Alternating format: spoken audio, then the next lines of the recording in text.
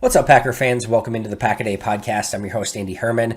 As always, you can follow me on Twitter at AndyHermanNL. As you may be able to tell, I am fighting a little bit of some allergy issues. I'm going to try to get through today's episode without post-nasal dripping and sneezing everywhere. So please bear with me. I think it's going to be a little bit of a shorter episode anyway, just kind of some news and notes, which of course means I'll probably talk for about 45 minutes, but appreciate you joining me as always. I want to go through today's cut downs because, as you know, the Packers need to get to 85 players by today, and they've already made 2 releases, which we'll get to in just a moment, but at least 3 transactions to make still, potentially 4 if they want to add a quarterback with the Jordan Love injury as well. So we'll get to that in just a moment, but definitely some news and notes that I want to get to first from practice. Let's first of all go over the really good news. There were a ton of players who returned to practice, which is obviously great news overall. Probably the headliners of that group, both Zadarius Smith, Kenny Clark, I guess even Aaron Jones, really the headliners of that group, and all 3 returned to practice. This is the first time Z has practiced all season so far, and there was maybe some writing on the wall when he went through the team drills prior to the game on Saturday, which was great to see. There were some rumblings as to whether or not this was maybe a little bit of a hold-in from Zadarius Smith, and that maybe the back wasn't quite as bad, and maybe this was something like what's going on with TJ Watt, who's having to hold in Pittsburgh until he gets a new contract. That is not confirmed. Nobody has said that on the record or anything like that, even off the record, of anyone of influence, I should say, but there have been, some rumblings as to just questioning whether or not that was maybe the case. But either way, hold in or injury, the great news is that Z is back again, as is Aaron Jones, Kenny Clark. We also saw the return of Will Redmond, who is now making his training camp debut, as well as the return of Stanford Samuels and Equanimous St. Brown. So a real good return to health for Green Bay, some players that they certainly need as the season moves on. Now, Z, Jones, Clark, those guys aren't going to play in preseason anyway. We'll see if Will Redmond can get into team activities for this weekend. Same with Stanford Samuels, Equanimous St. Brown. Those 3 guys need to get in the game to varying degrees. Redmond may have a little bit more leeway, but Samuels and EQ, definitely the more they can do on the field, the better. So great news on returns. However, it seems like every time you get, 3-4 guys back, you lose 2 or 3 guys, and that was definitely the case as well. Definitely some players who were not practicing. Dean Lowry was out on Monday, as well as Isaac Nauta, DeAndre Tompkins, Chris Blair, and then, of course, Jordan Love as well. So, Love didn't end up practicing, but he did go out, jersey, helmet on, almost looked like he wanted to practice. Then Green Bay brought him back in the Hudson Center, have him do rehab and things like that. He joined his team a little bit later. I want to be clear, I was not at practice on Monday, so these are all reports from, Bill Huber, Rob Demovsky, Wes Hodkiewicz, etc. I was not there, but all reports were that Love was, again, wanting to get out there, and then they brought him back, and then he kind of came back out to the practice field and just kind of observed and was chatting with the quarterbacks and things like that. So it definitely seems like this is maybe a bit more precautionary. It sounds like, even Matt LaFleur said that Love was doing much better on Monday. So I think signs are all pointing in a positive direction for Love. Again, Green Bay is notoriously conservative when it comes to this thing. So we'll see if he practices Wednesday, Thursday when they get to joint practices. Again, today, Tuesday, is only a walkthrough, so nothing Love would be missing there. And then, of course, we'll see if they actually allow him to play in the game on Saturday as well. Those will all be things that are worth keeping an eye on. But again, overall, the players that returned, I think, is the big piece of news there. There was also some kind of depth chart changes that were very noteworthy from Monday's practice as well. Kevin King, as expected, did take that starting cornerback job back. Remember that he did not do team activities when he came back last week. Jerry Gray kind of made mention of the fact that, he didn't think Kevin King would lose his job due to injury, so it was expected he would get those number 1 reps, but that, of course, was the case on Monday. He did get those number 1 reps across from Jair Alexander, which put Eric Stokes on the number 2 line. It did sound like Stokes still got some reps with the ones, but he was behind Kevin King on the day. And then the other one at corner is that Josh Jackson moved from second team to third team. And this is also very noteworthy because Josh Jackson was getting reps with the ones and a decent amount during camp. Like Kevin King was out, and then it was kind of Eric Stokes and Josh Jackson alternating with the ones for a good portion of it. More recently, it's been more Stokes than Jackson, but he still saw them. So to go from the ones, rotating in to the twos, now to the threes, we mentioned Josh Jackson having a very difficult game. This is, probably a precursor of what's to come for Josh Jackson. If we're being honest here, the writing is beyond on the wall. And here's the other thing with Jackson. I'm going to get more into this in the next couple weeks here with cut downs. But with Josh Jackson, he makes more money, is older, and doesn't have any controllable years left under his contract.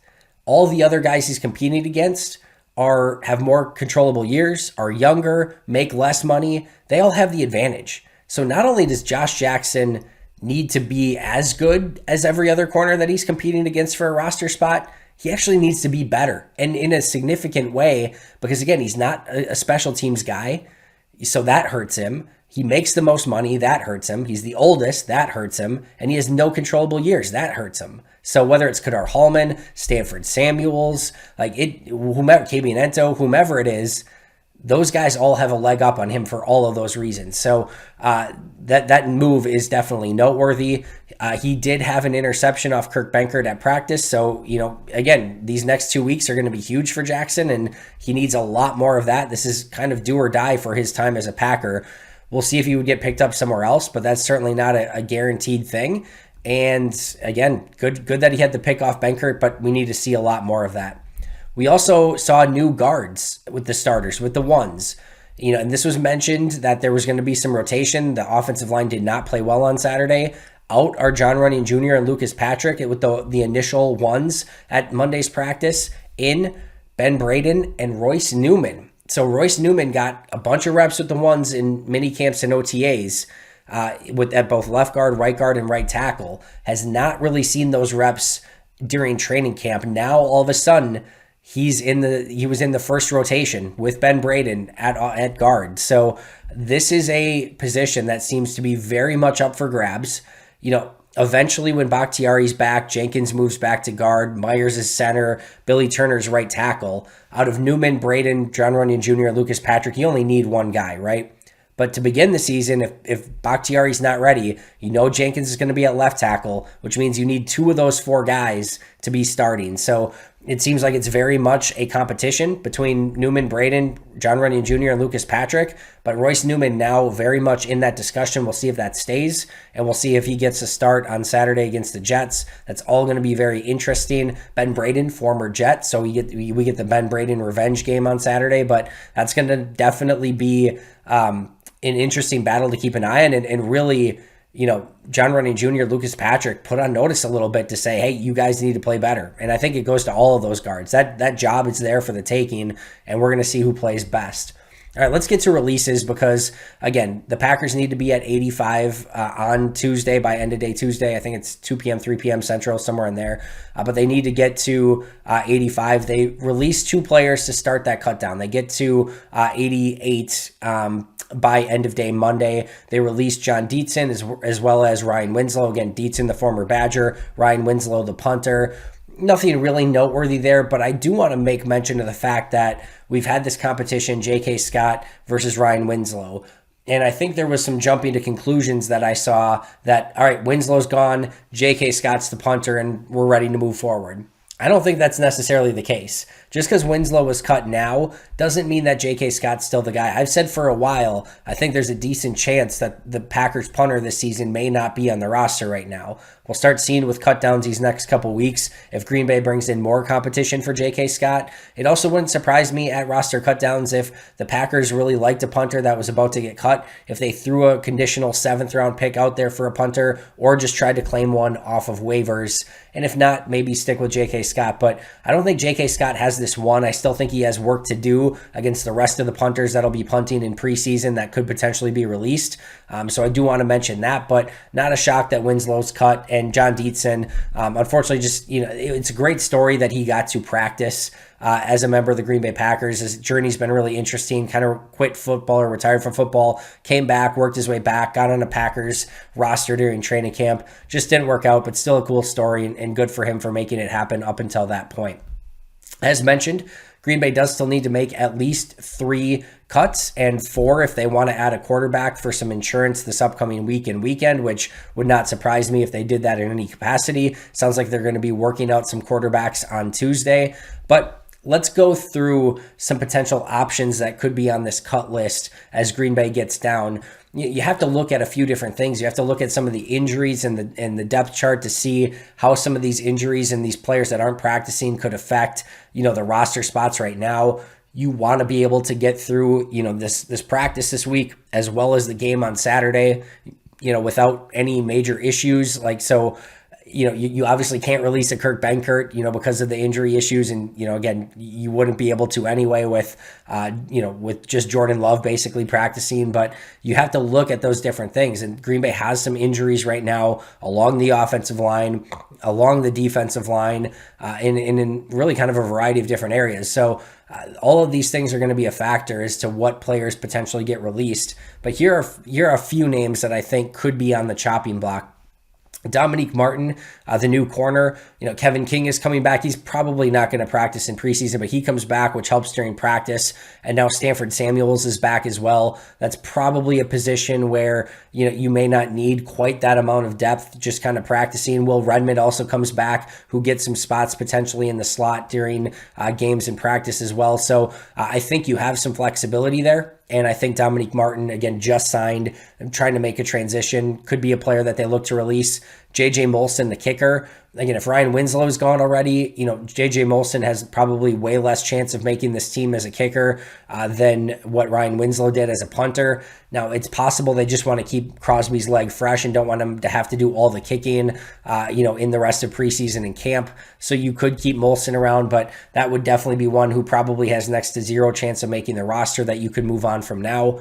Ray Wilborn, safety turned linebacker, just came back from injury. He did play a ton on special teams this past week on Saturday, so against the Texans. So that could be something where if they feel like they maybe found something there in a special teams player with Wilborn, that maybe he kind of keeps on for both this week and to see if he can maybe make his name and get a roster spot just based on his special teams prowess. But that's another one who just as a pure linebacker probably isn't close to being able to kind of make a team right now. And again, with Isaiah McDuffie coming back, they have the depth that they need at that position to make a release. So Wilborn could be one. Daniel Crawford could be another at tight end. You've got DeGuara and Daphne, that are, kind of coming back to start to practice again.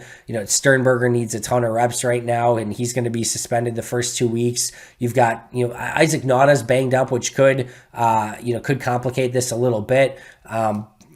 So overall, Bronson Kafusi is another player who could get playing time still. So I don't think Crawford is somebody that they need on this roster right now, but maybe the Isaac Nauta injury kind of complicates that just a little bit.